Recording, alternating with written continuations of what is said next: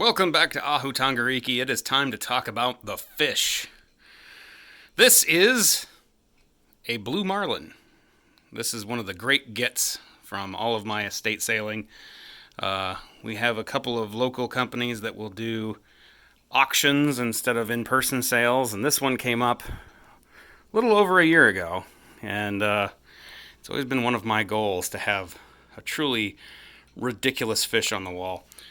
And I got it. Long story short.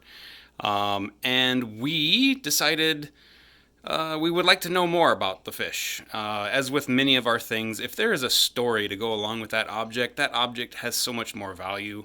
And so we try to collect these stories as much as we can.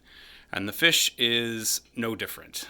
We did ask the people who used to own the fish, and we got a great story. They actually used to go and do scuba diving and underwater photography back in the 1970s, and like hardcore Jacques Cousteau stuff. And in fact, the sale was filled with all manner of very well done underwater photography, especially considering the technology of the time. And then this fish was on the wall. Turns out in 1974, they were on vacation in Cabo San Lucas on the southern tip of the Baja Peninsula. And on that particular day, February 22nd, 1974, the tanks of air that they had for scuba diving were bad. The mixture was off, and they could not safely go scuba diving with that tank of air. So they decided, well, let's not waste the day. Let's go do some deep sea fishing. And they found and caught this fish. It was about 120 pounds when it was alive. And as you may or may not be able to tell, this is actually a fiberglass replica. This is the way that most large fish taxidermy is done these days, and has been for many decades, obviously, since this is from the 70s.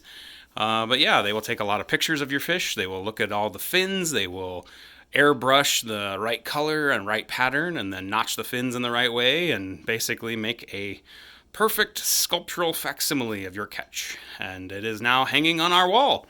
So every year, and this year was a grander than most, we have our Ascension of St. Marlin, and we will invite people over for tiki cocktails. And as you can see, the fish is now wearing a mitre, which we haven't taken down yet.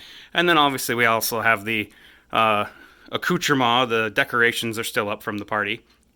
But yeah, people will come over, we'll have cocktails, we'll drink tiki drinks, and most importantly, we'll have fish tacos for dinner, and just have a good celebration. And as you may or may not have been able to tell, I do like tiki, so it is also appropriate that the 22nd of February is the birthday of Ernest Raymond Gant, who is otherwise known as Don Beach, who opened Don's the Beachcomber right after the end of Prohibition.